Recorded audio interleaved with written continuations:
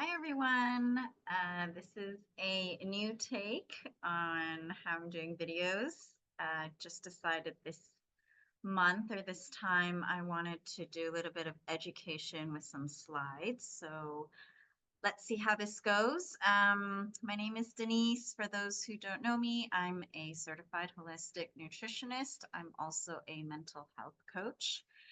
And for the month of October, I wanted to address some of the health awareness days. So the most popular one is the Breast Cancer Awareness Month for October, but there's also actually many other health awareness days that happen throughout the month. One being World Mental Health Day, which we'll also be talking about in another video, and also for just raising awareness for elderly and aging well. But for this video, we will be discussing breast cancer, breast cancer in particular, but cancer in general. Of course, it's very close to my heart being a two-time cancer survivor.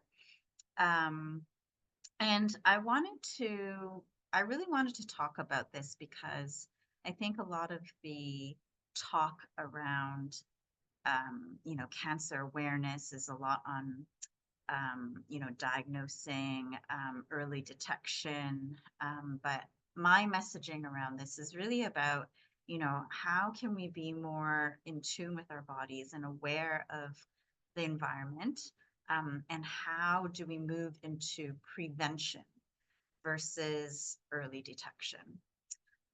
So of course, early detection is important and it does make a difference.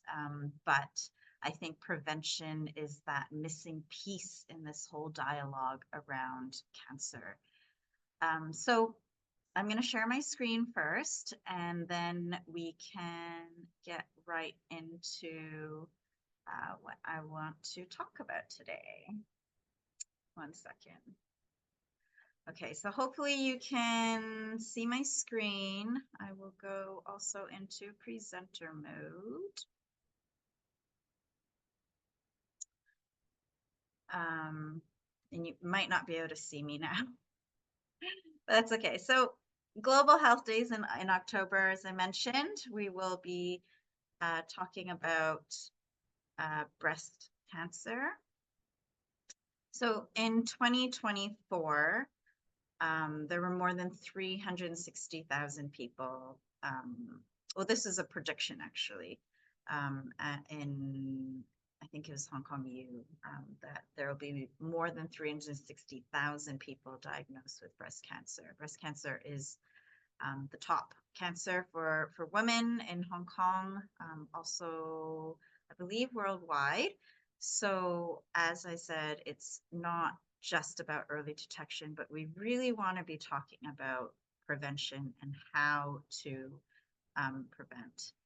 And so, there are a lot of environmental factors and nutrient deficiencies that are linked to an increased risk of breast cancer.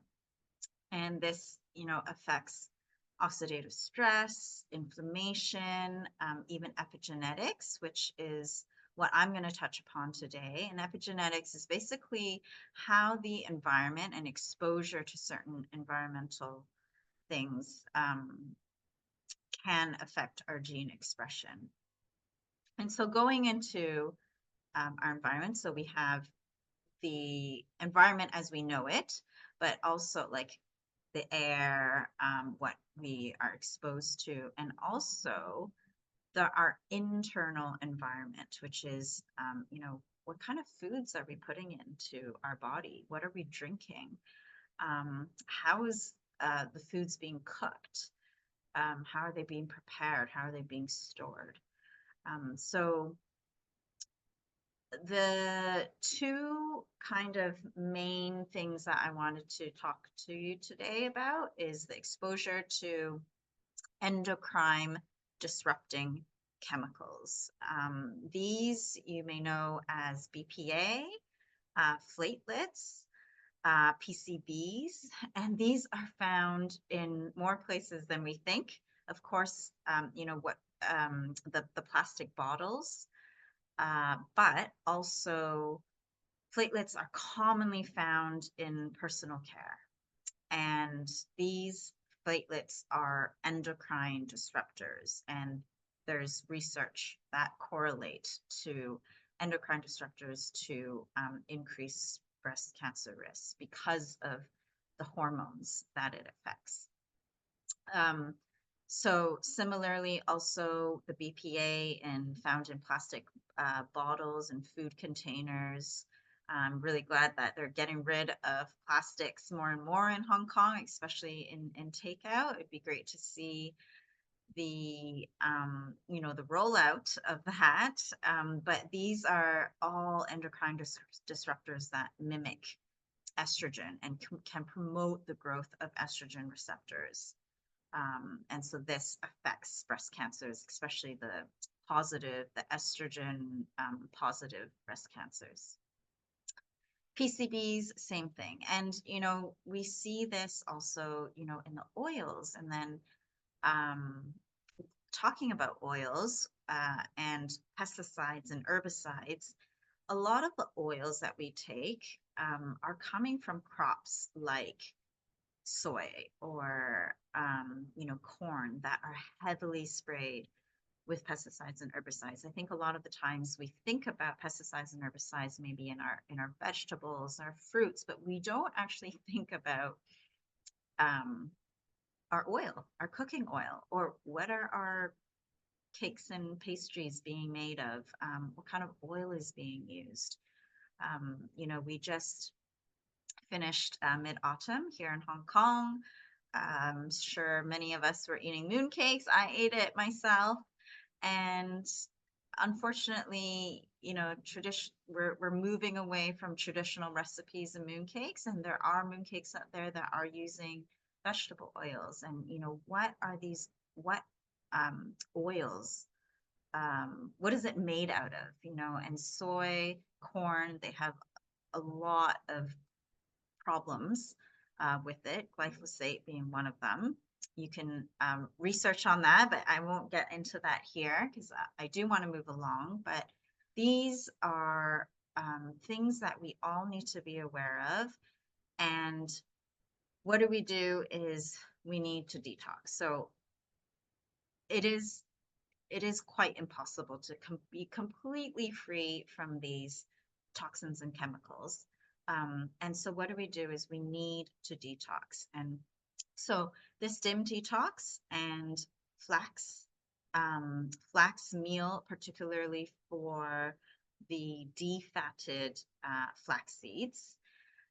And defatted flax seeds, or flax in general, contains a lot of lignans. And lignans are really, really great for helping remove the excess hormones, excess estrogens that we might be picking up from an environment. And so this is just a really simple way of adding it into your cereal in the morning, your muesli, your yogurts, your soups even. And I particularly like this flax meal. The reason why I chose this one is because Flora does defatted. So you might ask, why are we having defatted flax meal? Aren't we getting it for the oil? In this case, no. You're taking it for the extra fiber and the lignans in there. You don't want actually oil, remnants of oil in there, because flax in general, or omega in general, is very susceptible to heat, light, and oxygen. And so we don't want to be taking oxidative fats. There are other nutrients that can help with this hormonal detox, things like vitamin D, folate, that's really important, and other nutrients to support our breast health, omega-3, antioxidants like vitamin A, C, E, selenium deficiency has also been linked to it, magnesium, zinc, iodine. And so, like the nutrients are equally important apart from detoxification. And this DIM here, you can see that it also has, so DIM is the nutrient found in a lot of our cruciferous vegetables. like broccoli, cauliflower, and this nutrient in particular does support those hormonal pathways and help remove those excess estrogens as well. So you can see in the stem detox, it also has lignin. It has other liver supporting nutrients like the ALA, the NAC, and acetylcysteine, milk-thistle, the calcium D-glucarate. So these are all supporting your detoxification pathway, especially your liver, but also focusing on that hormone to remove those excess hormones. And so the DIM detox is just that extra layer of support for those who need that extra help. So I will end there for today, and I will be back with another I will be back with another video on how to care for the elderly and also how to care for our mental well-being. And I will see you next time. Bye.